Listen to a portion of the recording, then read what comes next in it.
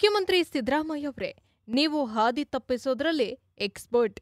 ಇಡೀ ಕರ್ನಾಟಕವನ್ನ 4 ದಶಕಗಳಿಂದ ಹಾದಿ ತಪ್ಪಿಸುತ್ತಲೇ ಬಂದಿದ್ದೀರಿ. ರಾಮಕೃಷ್ಣ ಹೆಗಡೆ, ದೇವೇಗೌಡ, ಎಸ್.ಎಂ. ಕೃಷ್ಣರಂತಹ ಘಟಾನುಘಟಿಗಳ ಪಥವನ್ನೇ ಬದಲಾಯಿಸಿದ ನಿಮಗೆ ಈ ವಿಚಾರಕ್ಕೆ ಸಂಬಂಧಪಟ್ಟಂತೆ ಯಾವುದಾದರೂ ಅಂತಾರಾಷ್ಟ್ರೀಯ ಪ್ರಶಸ್ತಿಯನ್ನ ನೀಡಬೇಕಿದೆ ಎಂದು ಶಾಸಕ ಸುನೀಲ್ ಕುಮಾರ್ ಹೇಳಿದರು.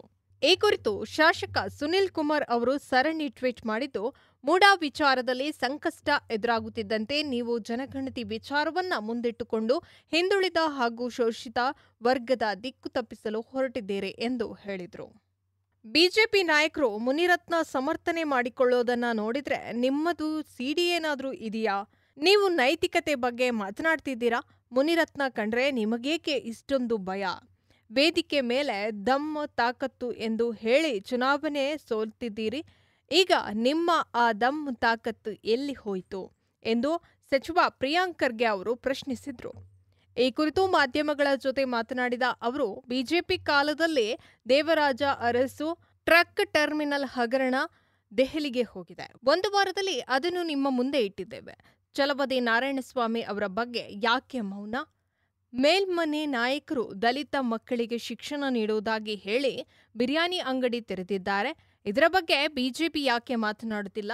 ಸೋನಿಯಾ ಗಾಂಧಿ, ರಾಹುಲ್ ಗಾಂಧಿ, ಸಿದ್ದರಾಮಯ್ಯ ವಿಚಾರ ಮಾತನಾಡುವ ಪ್ರಹ್ಲಾದ್ ಜೋಶಿ ಅವರೇ, ನೀವು ಮುನಿರತ್ನ ಅವರ ಪ್ರಕರಣದಲ್ಲಿ ಮೌನವಾಗಿರೋದು ಯಾಕೆ ಎಂದು ಅವರು ಪ್ರಶ್ನಿಸಿದ್ದಾರೆ.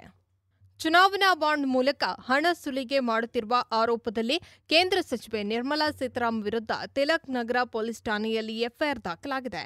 ಇನ್ನು ಈ ಕೇಸ್ ಸಂಬಂಧ ಎಫ್ಐಆರ್ ದಾಖಲಿಸುವಂತೆ ಬೆಂಗಳೂರಿನ ಜನಪ್ರತಿ ನ್ಯಾಯಾಲಯವು ಆದೇಶವನ್ನ ನೀಡಿತ್ತು.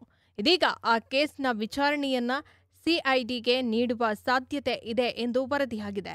ಈ ಕೇಸ್ನಲ್ಲಿ ದಾಖಲಾಗಿದ್ದ ಎಫ್ಐಆರ್ನಲ್ಲಿ ನಿರ್ಮಲಾ ಸೀತಾರಾಮನ್ ಜೊತೆಗೆ ಬಿಜೆಪಿ ನಾಯಕರಾದ ನಳಿನ್ ಕುಮಾರ್ ಕಟೀಲ್ ಹಾಗೂ ಬಿವೈ ವಿಜಯೇಂದ್ರ ಹೆಸರು ಕೂಡ ಕೇಳಿಬಂದಿದೆ ಎಂದು ಹೇಳಲಾಗ್ತಾ ಇದೆ. ಮೂಡಾ ಹಗರಣದಲ್ಲಿ ಮುಖ್ಯಮಂತ್ರಿ ಸಿದ್ದರಾಮಯ್ಯ ಸಂಕಷ್ಟ ಎದುರಾಗಿದೆ. ಇದರ ಬೆನ್ನಲ್ಲೇ ಕಾಂಗ್ರೆಸ್ನಲ್ಲಿ ಬಿರುಸಿನ ರಾಜಕೀಯದ ಚುರುಕು ಪಡೆದುಕೊಳ್ತಾ ಇದೆ. ರಾಜ್ಯದಲ್ಲಿ ಮುಖ್ಯಮಂತ್ರಿ ಬದಲಾವಣೆ ಇಲ್ಲ ಎಂದು ಹೇಳ್ತಿದ್ದಾರಾದ್ರೂ ಮುಖ್ಯಮಂತ್ರಿ ಸಿದ್ದರಾಮಯ್ಯ ಅವರ ಬದಲಾವಣೆಗೆ ಕಾಂಗ್ರೆಸ್ನಲ್ಲೇ ಬಿರುಸಿನ ರಾಜಕೀಯ ಚುರುಕುಗೊಂಡಿದೆ. ಈ ನಡುವೆ ಗೃಹ ಸಚಿವ ಜಿ. ಪರಮೇಶ್ವರ್ ಹಾಗೂ ಉಪಮುಖ್ಯಮಂತ್ರಿ ಡಿಕೆ ಶಿವಕುಮಾರ್ ಅವರು ಸಭೆಯನ್ನ ನಡೆಸಿದ್ದಾರೆ. ರಾಜ್ಯದಲ್ಲಿ ಮುಖ್ಯಮಂತ್ರಿ ಬದಲಾವಣೆ ಇಲ್ವೇ ಇಲ್ಲ ಎಂದು ಹೈಕಮಾಂಡ್ನಿಂದ ರಾಜ್ಯ ಕಾಂಗ್ರೆಸ್ ನಾಯಕರು, ಸಚಿವರು ಎಲ್ಲರೂ ಹೇಳ್ತಾ ಇದ್ದಾರೆ. ಆದರೆ ಮುಂದಿನ ಮುಖ್ಯಮಂತ್ರಿ ಆಗುವ ಬಗ್ಗೆ ಡಿಕೆ ಶಿವಕುಮಾರ್ ಅವರಿಂದ ಹಿಡಿದು ಹಲವಾರು ನಾನು ಮುಂದಿನ ಮುಖ್ಯಮಂತ್ರಿ ಎಂದು ಹೇಳಿಕೊಳ್ತಾ ಇದ್ದಾರೆ. ಮೂಡಾ ಹಗರಣದ ಕುರಿತು ಮುಖ್ಯಮಂತ್ರಿ ಸ್ಥಾನಕ್ಕೆ ಸಿದ್ದರಾಮಯ್ಯ ರಾಜೀನಾಮೆ ನೀಡಬೇಕು ಎನ್ನುವ ಒತ್ತಾಯ ಕೇಳಿಬರ್ತಾ ಇದೆ.